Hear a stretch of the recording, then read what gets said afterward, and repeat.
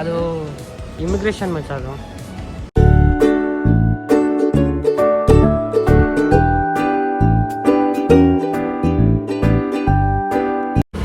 ಗೋವಾಗೆ ಬಂದು ರೀಚ್ ಆಗಿದ್ದೇವೆ.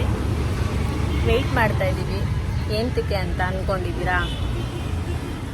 Bike rent ಮಾಡೋಣ ಅಂತ ಅಂದ್ಕೊಂಡ್ವಿ, ಬಟ್ ಆದರೆ ಬೈಕ್ ಸಿಗಲ್ಲ ಅಂತ ಅಂದರು. ಸೊ ಕಾರೇ ತಗೊಳ್ಳೋಣ ಅಂತ ಅಂದ್ಕೊಂಡಿದ್ದೀವಿ. ಹೇಗೆ ಕಾಣಿಸ್ತಿದ್ದೀವಿ ಅನ್ನೋದನ್ನು ಇಗ್ನೋರ್ ಮಾಡಿ. ಯಾಕೆ ಅಂತ ಅಂದರೆ ನೆನ್ನೆ ಫುಲ್ಲು ಟ್ರೆಕ್ಕಿಂಗ್ ಮಾಡಿ ಟ್ರಾವೆಲ್ ಮಾಡಿ ಕಾಲೆಲ್ಲ ಬಿದ್ದೋಗಿದೆ. See I will show you ಹೇಗೆ ಕಾಣಿಸ್ತೀನಿ ಅಂತ.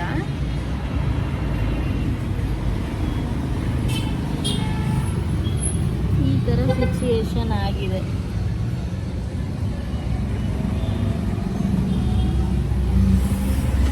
ಫುಲ್ ಕಾಲು ಊಸ್ಟ್. ನಂದು ಒಬ್ಳದೇ ಅಲ್ಲ, ಪಾಪ ಎಲ್ರದ್ದು ಅಷ್ಟೇ. ನೈಟು ನಿದ್ದೆನೂ ಸಾಕಾಗಿಲ್ಲ. ಬೆಳಗ್ಗೆ ಎದ್ದು ಚೆಕ್ಔಟ್ ಆಗಿ ಟ್ರಾವೆಲ್ ಸ್ಟಾರ್ಟ್ ಮಾಡಿದ್ವಿ. ಬಸ್ಸಲ್ಲಿ ಬಂದಿದ್ದರಿಂದ ಲೇಟೇ ಆಯಿತು. ಟ್ರಾಫಿಕ್ಕು ಅದು ಇದು ಅಂತ ಸಾಕಪ್ಪ ಅಂತ ಅನ್ನಿಸ್ಬಿಡ್ತು. ಈಗ ಸದ್ಯಕ್ಕೆ ಹೋಗಿ ರೆಸ್ಟ್ ಮಾಡಿದ್ರೆ ಸಾಕು. ಈವ್ನಿಂಗ್ ಮೇಲೆ ಹೊರಗೆ ಹೋಗೋಣ ಅಂತ ಫ್ರೆಶ್ ಅಪ್ ಆಗಿ ನಾವು ಬೆಳಿಗ್ಗೆಲ್ಲ ಎದ್ದು ನಮ್ಮ ಬ್ಯಾಗ್ ಪ್ಯಾಕ್ ಮಾಡ್ಕೊಂಡು ಬರೋದ್ರಲ್ಲೇ ಆಗೋಯ್ತು. ನಮಗಿಂದ ಏನೂ ಎಕ್ಸ್ಪ್ಲೋರ್ ಮಾಡೋಕ್ಕಾಗಿಲ್ಲ. ಬಿಕಾಸ್ ನಮ್ಮ ಮೈಂಡ್ ಆ ರೀತಿ ಆಗಿಬಿಟ್ಟಿದೆ. ಬರೀ ಟ್ರಾವೆಲ್ ಮಾಡೋದೇ ಆಗೋಯ್ತು. ನನ್ನ ಫೇಸ್ ಹೇಗೆ ಕಾಣಿಸ್ತಾ ಇದ್ದೀನಿ ಅನ್ನೋದನ್ನು, ಯಾಕೆಂದರೆ ಯಾವಾಗಲೂ ಫ್ರೆಶ್ಶಾಗಿ ನಾನು ತೋರಿಸ್ಕೊಳ್ಳೋದಕ್ಕಾಗಲ್ಲ. ಏನಿದೆ ರಿಯಾಲಿಟಿ ಅದನ್ನೇ ಮಾತಾಡಬೇಕಾಗತ್ತೆ. ಸದ್ಯಕ್ಕೆ ಆ ಸನ್ಸ್ಕ್ರೀನು ಇದೆಯೋ ಇಲ್ವೋ ಗೊತ್ತಿಲ್ಲ. ಓ ಮೈ ಗಾಡ್, ಅಷ್ಟು ಟ್ಯಾನ್ ಆಗಿದ್ದೀನಿ ಆಲ್ರೆಡಿ ನಾನು. ಸದ್ಯಕ್ಕೆ ಕಾರ್ ಬರಲಿ, ನೋಡೋಣ ಏನಾಗುತ್ತೆ ಅಂತ. ಬರ ನೀನು ನೆನ್ನೆಯಿಂದ ಇದೇ ಬಟ್ಟೆಲಿ ಇದೆಯಾ? ಅವನು ಇದೇ ಬಟ್ಟೆಲಿದ್ದಾನೆ. ಇವನೇನು ಇವನು ಇದೇ ಬಟ್ಟೆಲಿ. ನೀನು ಡ್ರೆಸ್ ಚೇಂಜ್ ಮಾಡಿದ ಅಷ್ಟೇ, ನೀನೇ ಸ್ನಾನ ಮಾಡಿಲ್ಲ ತಾನೆ. ಸೊ ವಿಡಿಯೋ ಸ್ಟಾರ್ಟ್ ಮಾಡಿದ್ದೀನಿ, ನೋಡೋಣ. ನಮಗೆ ಬೈಕಲ್ಲಿ ಸುತ್ತಾಡಬೇಕು ಅನ್ನೋದು ಆಸೆ ಇತ್ತು. ಬಿಕಾಸ್ ನಾವೆಲ್ಲರೂ ಆಲ್ರೆಡಿ ಗೋವಾನ ನೋಡಿದ್ವಿ. ಪವಿ ಒಬ್ಳು ನೋಡಿರಲಿಲ್ಲ, ಅವಳೊಬ್ಳೆ ಎಕ್ಸ್ಪ್ಲೋರ್ ಮಾಡಬೇಕಾಗಿದ್ದು. ಅವಳಿಗೋಸ್ಕರ ಕೆಲವೊಂದು ಪ್ಲೇಸಸ್ನ ನೋಡೋಣ ಅಂತ ಅಂದ್ಕೊಂಡ್ವಿ. ಬಟ್ ಅದೇ ನಮಗೆ ಬೈಕ್ ಸಿಗಲಿಲ್ಲ. ಫೈನಲಿ ನಮಗೆ ಸಿಕ್ಕಿದ್ದು ಕಾರೇನೆ. ಎನಿವೇಸ್ ಅಂದ್ಬಿಟ್ಟು 2 ಡೇಸ್ಗೆ ಕಾರ್ನೇ ರೆಂಟ್ ಮಾಡ್ಕೊಂಡ್ವಿ. ನಾವು ನಿನ್ನೆ ಟ್ರೆಕ್ಕಿಂಗ್ ಮಾಡಿದ್ರಿಂದ ನಾವೆಲ್ಲರೂ ಆಲ್ರೆಡಿ ಟಯರ್ಡ್ ಆಗಿಬಿಟ್ಟಿದ್ವಿ. ಸೊ ನಮಗೆ ಬೈಕಲ್ಲಿ ಮತ್ತೆ ಟ್ರಾವೆಲ್ ಮಾಡೋಕ್ಕೆ ಸಿಕ್ಕಿದ್ದಿದ್ರೆ ಸ್ವಲ್ಪ ಎಂಜಾಯ್ ಮಾಡೋಕ್ಕಾಗ್ತಿತ್ತೇನೋ ಅಂತ ಅಂದ್ಕೊಂಡ್ವಿ. ಅಟ್ ದಿ ಸೇಮ್ ಟೈಮ್ ನಮ್ಮಿಂದ ನಿಜ ಈಚೆ ಹೋಗ್ತಾ ಇದ್ವಾ ನಾವು ಅನ್ನೋ ಡೌಟು ನಮ್ಗಳ ಮೇಲೆ ಇತ್ತು. ಸೊ ಫೈನಲಿ ಕಾರ್ ಬಂದಮೇಲೆ ಎಲ್ಲ ಲಗೇಜ್ ಎಲ್ಲನೂ ಡಂಪ್ ಮಾಡಿದ್ವಿ. ನಾವು ರೀಚ್ ಆಗೋ ಅಷ್ಟರಲ್ಲೇನೆ ಆಫ್ಟರ್ನೂನ್ ಆಗ್ಬಿಟ್ಟಿದ್ದರಿಂದ ನಮಗೆ ಟೈಮ್ ಜಾಸ್ತಿ ಇರಲಿಲ್ಲ ಗೋವಾನ ಎಕ್ಸ್ಪ್ಲೋರ್ ಮಾಡೋದಕ್ಕೆ. ಸಿಗೋ ಟೈಮಲ್ಲಿ ಮಜವಾಗಿ ಇದ್ದು ಬರೋಣ ಅಂತ ಅಂದ್ಕೊಂಡಿದ್ದು. ನಮ್ಮೆಲ್ಲರೂ ಜೀವ ಇದ್ದಿದ್ದು ಇವನೊಬ್ಬನ ಕೈಯಲ್ಲೇನೆ.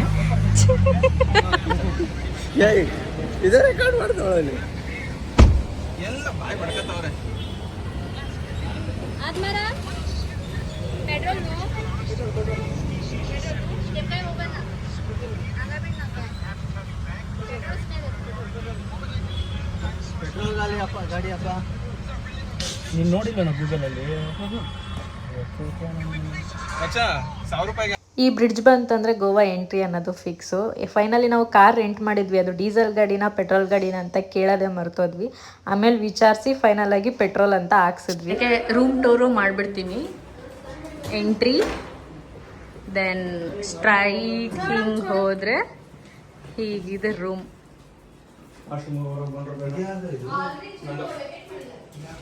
ಸೊ ಆ್ಯಂಡ್ ಟಿವಿನೂ ಇದೆ. ಇದು ಫಸ್ಟ್ ರೂಮ್. ನಾನು ಮಾತಾಡ್ತಾ ಇರೋದು ಏನು ಕೇಳಿಸ್ತಾ ಇರಲ್ಲ ಬಿಡಿ, ಯಾಕೆಂದರೆ ನೀವೇ ಮಾತಾಡ್ತಾ ಇದ್ದೀರಲ್ಲ ಅದಕ್ಕೆ. ದೆನ್ ಇಲ್ಲೊಂದು ಮಿರರ್ ಕೊಟ್ಟಿದ್ದಾರೆ. ಹೀರೋ ದೆನ್ ಲೆಫ್ಟಿಗೆ ಹೋಗಿ ಇದು ರೆಸ್ಟ್ ರೂಮು, ಓಕೆನಾ. ದೆನ್ ಅಗೇನ್ ಹಿಂಗೆ ಎಂಟ್ರಿ ಕೊಟ್ರೆ ಇದು ಒಂದು ರೂಮ್. ಪೂಲ್ ಎಲ್ರು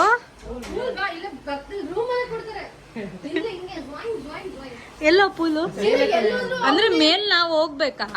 ನಾನು ಇದಕ್ಕೆ ಅಟ್ಯಾಚ್ ಆಗಿದೆ ಅನ್ಕೊಂಡೆ. ತಗೊಂಡು ಮೊಬೈಲ್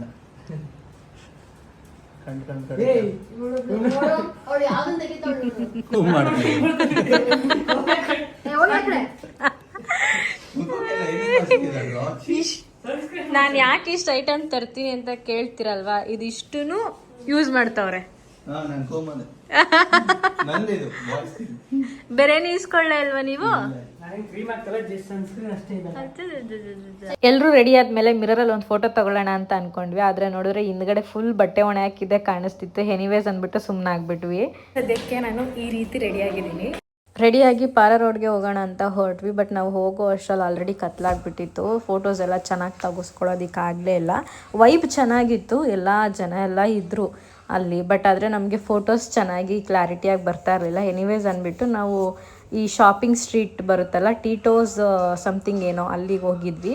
ಒಂದೇ ರೋಡು, ಎಲ್ಲೂ ಕಟಿಂಗ್ ಇಲ್ಲ, ಏನೂ ಇಲ್ಲ, ಒಂದೇ ರೋಡ್ ಇದ್ದಿದ್ದು ಅದು. ಸೊ ಹಂಗೆ ಸುತ್ತಾಡಿಕೊಂಡು ನಾವು ಬೆಳಿಗ್ಗೆ ತಿಂಡಿ ಮಾಡಿದ್ದು, ಮಧ್ಯಾಹ್ನನೂ ಏನೂ ತಿಂದಿರಲಿಲ್ಲ. ತುಂಬ ಹೊಟ್ಟೆ ಹಶ್ವಾಗಿಬಿಟ್ಟಿತ್ತು. ಎನಿವೇಸ್ ಅಂದ್ಬಿಟ್ಟು ಅವರೆಲ್ಲರೂ ಕೂಡ ಶವರ್ಮ ತೊಗೊಂಡ್ರು. ನಾನೊಂದು ಬರ್ಗರ್ ತೊಗೊಂಡು ತಿಂದೆ. ಅದೊಂದು ಸ್ವಲ್ಪ ತಿಂದಿದ್ದಕ್ಕೆ ನಮಗೆ ಸ್ವಲ್ಪ ರಿಲ್ಯಾಕ್ಸ್ ಆಯಿತು. ಇಲ್ಲ ಅಂದಿದ್ರೆ ಅದು ಆಗ್ತಾ ಇರಲಿಲ್ಲ. ಶಾಪಿಂಗ್ ಎಲ್ಲ ಮಾಡಿದ್ರು ಅಲ್ಲೂ ಕೂಡ. ಗೋವಾಗೆ ಬಂದಮೇಲೆ ಈ ಥರ ಜಡೆ ಹಾಕ್ಸ್ಕೊಳ್ದೆ ಇರೋಕ್ಕಾಗುತ್ತಾ, ಟೈಮ್ ದಾರದ್ದು. ಸೊ ಎನಿವೇಸ್ ಅವರೇನೋ 50 ರೂಪೀಸ್ ಅಷ್ಟೇ ಅಂತ ಅಂದರು.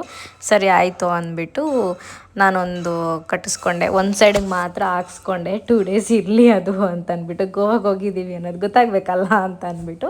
ಚೆನ್ನಾಗಿತ್ತು ಅದು ಒಂಥರ. ಆ್ಯಂಡ್ ಆಲ್ಸೋ ನಾನು ಒಂದು 2-3 ಐಟಮ್ಸ್ನ ತೊಗೊಂಡೆ. ಅದಾದಮೇಲೆ ಬೀಚ್ ಹತ್ರ ಹೋದ್ವಿ. ಫುಲ್ ಎಲ್ಲ ಡ್ಯಾನ್ಸ್ ಮಾಡ್ತಾಯಿದ್ರು. ಈ ಒಂದು ಕಪಲ್ ಅಂತೂ ಅದು ಕಪಲ್ಲ ಯಾರು ಏನು ನಂಗೆ ಗೊತ್ತೇ ಇಲ್ಲ. ಆ ಬ್ಲೂ ಡ್ರೆಸ್ ಹಾಕಿರೋರು ಮತ್ತು ಅವರು ಮಸ್ತಾಗಿ ಡ್ಯಾನ್ಸ್ ಮಾಡ್ತಾಯಿದ್ರು. ನಾವಂತೂ ಅವ್ರನ್ನೇ ನೋಡ್ಕೊಂಡು ನಿಂತ್ಬಿಟ್ಟಿದ್ವಿ. ನಾವಲ್ಲಿ ಏನು ಡ್ಯಾನ್ಸು ಮಾಡಲಿಲ್ಲ, ಏನಿಲ್ಲ. ಸ್ಟಾರ್ಟ್ ಮಾಡಿದ್ವಿ ಮತ್ತೆ ಸ್ಟಾಪ್ ಮಾಡಿಬಿಟ್ವಿ. ಅದು ಏನು ಮೈಂಡ್ ಸೆಟ್ ಹೊಡ್ಕೊಂಡಿತ್ತೋ ಎಲ್ರಿಗೂ ಗೊತ್ತಿಲ್ಲ. ಒಬ್ಬೊಬ್ರು ಒಂದೊಂದು ಮೂಲೆಯಲ್ಲಿ ಹೋಗಿ ಕೂತ್ಕೊಳ್ಳೋಕೆ ಸ್ಟಾರ್ಟ್ ಮಾಡಿದ್ರು. ಎನಿವೇಸ್ ಅಂದ್ಬಿಟ್ಟು ನಾವು ಒಂದು 1/2 ಅವರ್ ಇರಲಿಲ್ಲ ಅಲ್ಲಿಂದ. ನಾವು ರೂಮ್ಗೆ ಮತ್ತೆ ರಿಟರ್ನ್ ಹೋಗಿಬಿಟ್ವಿ. ಊಟ ಎಲ್ಲ ಮಾಡಿಕೊಂಡು ರೆಸ್ಟ್ ಮಾಡಿದ್ವಿ. ಬೆಳಿಗ್ಗೆ ನಾನು 4:30-5 ಗಂಟೆಗೆ ಎಚ್ಚರ ಆಗೋಯ್ತು. ಬಟ್ ಅದೇ ಹುಡುಗರು ಯಾರೂ ಎದ್ದಿರಲಿಲ್ಲ. ನಾನು ಹೋಗಿ ಎಬ್ಬಿಸ್ದೆ, ಬನ್ನಿ ಬೀಚ್ ಹತ್ರ ಹೋಗೋಣ ಅಂತ ಅಂದ್ಬಿಟ್ಟು. ಯಾರೂ ಬರಲಿಲ್ಲ. ಪ್ರಮೋದ ಒಬ್ಬನ ಕರ್ಕೊಂಡು ಒಂದು 7 o'clock ಆಗಿತ್ತು.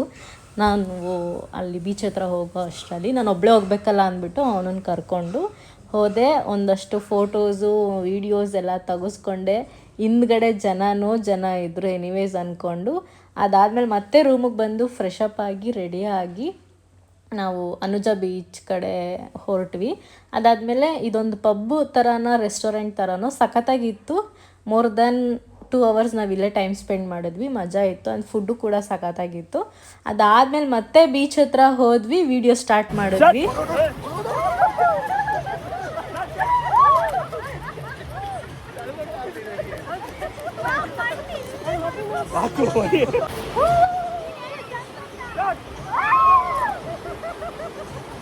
ರೀಲ್ಸಲ್ಲೆಲ್ಲ ಅವ್ರವ್ರ ಗ್ರೂಪ್ ಜೊತೆ ಈ ಥರ ಎಲ್ಲ ರೀಲ್ಸ್ ಮಾಡ್ತಾಯಿದ್ರಲ್ಲ, ಸೊ ನಮಗೂ ಒಂದು ಇರಲಿ ಅಂತ ಅಂದ್ಬಿಟ್ಟು ನಾವು ಅದೇ ರೀತಿ ಟ್ರೈ ಮಾಡಿದ್ವಿ.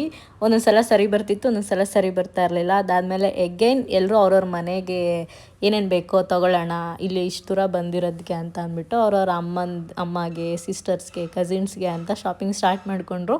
ಬಟ್ ನಾನಂತೂ ಏನೂ ಶಾಪ್ ಮಾಡಲಿಲ್ಲ. ನನಗೆ ಪವಿ ಇವಲ್ ಇದು ಒಂದು ಕೊಡಿಸಿದ್ಲು, ಅದನ್ನು ತೊಗೊಂಡೆ ಅಷ್ಟೇ. ಎಲ್ಲರೂ ಬ್ಯಾಗ್ ಕಟ್ಕೊಂಡು ಮತ್ತೆ ಬೆಳಿಗ್ಗೆ ಫ್ಲೈಟ್ ಇತ್ತು ನಮಗೆ. ಎಲ್ಲ ಪ್ಯಾಕ್ ಮಾಡಿಕೊಂಡು ನಾವು ಏರ್ಪೋರ್ಟ್ ಕಡೆಗೆ ಹೊರಟ್ವಿ. ಏರ್ಪೋರ್ಟ್ಗೆ ಹೋಗುವಾಗ ನಾವು ರಿಟರ್ನ್ ಬಂದಿದ್ದೀವ ಅಂತ ಅನ್ನಿಸ್ಬಿಡ್ತು ಒಂದು ಕ್ಷಣಕ್ಕೆ. ಆ ರೀತಿ ಚಮಕ್ ಕೊಟ್ಟ ನಮ್ಮ ಚಿರು ಡ್ರೈವಿಂಗಲ್ಲಿ. ನಮ್ಮ ಗ್ರೂಪಲ್ಲಿ ಪ್ರಮೋದ, ಚಿರು ಯಾವಾಗಲೂ ಫ್ಲೈಟಲ್ಲಿ ಓಡಾಡ್ತಾ ಇರ್ತಾರೆ. ನಾವು 4 ಜನ ಫ್ಲೈಟಲ್ಲಿ ಜರ್ನಿ ಮಾಡಿರಲಿಲ್ಲ. ನಮಗೆಲ್ಲ ಇದು ಫಸ್ಟ್ ಜರ್ನಿ ಆಗಿತ್ತು. ಎಕ್ಸ್ಪೆಷಲಿ ನಾವು 6 ಜನಕ್ಕೂ ಇದು ಒಂದೇ ಸಲ ಹೋಗಬೇಕು ಫ್ಲೈಟಲ್ಲಿ ಅನ್ನೋದೊಂದಿತ್ತು ನಮಗೆ. ಸೊ ಅದೊಂದು ಈ ಒಂದು ಟ್ರಿಪ್ಪಲ್ಲಿ ನೆರವೇರಿತು. ಬೋರ್ಡಿಂಗ್ ಪಾಸ್ ಎಲ್ಲನೂ ತೊಗೊಂಡು ಚೆಕ್ ಇನ್ ಆದ್ವಿ. ಚೆನ್ನಾಗಿತ್ತು. ಆ್ಯಂಡ್ ಎಲ್ಲ ಮಿಡಲ್ ಕ್ಲಾಸಲ್ಲಿರೋರ್ಗು ಇರುತ್ತೆ ಅಲ್ಲ ಫ್ಲೈಟಲ್ಲಿ ಓಡಾಡಬೇಕು ಅನ್ನೋದು. ಆ ಒಂದು ಕನಸು ನನಸಾಯಿತು. ತುಂಬ ಚಿಕ್ಕ ಜರ್ನಿ ಆದ್ರೂ ಕೂಡ ತುಂಬ ಖುಷಿ ಅಂತೂ ಸಿಕ್ತು ನಮಗೆ. 3-4 ವರ್ಷದಿಂದ ಸುಮ್ಮನೆ ಅಂತ ಟ್ರಿಪ್ ಪ್ಲ್ಯಾನ್ ಮಾಡಿದ್ದು. ಬಟ್ ಆದರೆ ನಾವು ಅಲ್ಲಿ ಸಕ್ಸಸ್ ಆಗಿದ್ದಕ್ಕೆ ನಮ್ಮ ಜರ್ನಿ ಇಲ್ಲಿವರೆಗೂ ತಗೊಬಂದಿದೆ. ಸೊ ದೇವ್ರು ನಮ್ಮನ್ನ ಹೀಗೆ ಇಟ್ಟಿರಲಿ ಈ ಜರ್ನಿನ ಅಂತ ಕೇಳ್ಕೊತೀನಿ. ಈ ವಿಡಿಯೋ ಇಷ್ಟ ಆಗಿದ್ರೆ ಲೈಕ್ ಮಾಡಿ, ಶೇರ್ ಮಾಡಿ, ಸಬ್ಸ್ಕ್ರೈಬ್ ಮಾಡಿ. ಮತ್ತೆ ಸಿಗ್ತೀನಿ. ಬಾಯ್.